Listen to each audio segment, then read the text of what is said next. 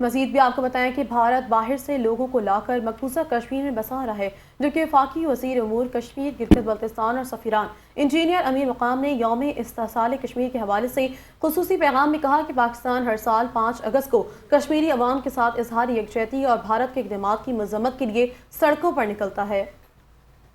جس میں یہ موجود تھا کہ کوئی باہر سے نہیں آ سکتا ہے یا مقبوضہ جموں کشمیر میں آباد نہیں ہو سکتا ہے، ان کو ووٹ کا حق حاصل نہیں ہے یا پراپرٹی اور جائیدادیں نہیں خرید سکتے. تو انہوں نے وہی کشمیریوں کو یونائٹڈ نیشن کی ریزولوشن کے مطابق حق دینا ان سے پوچھنے کی بجائے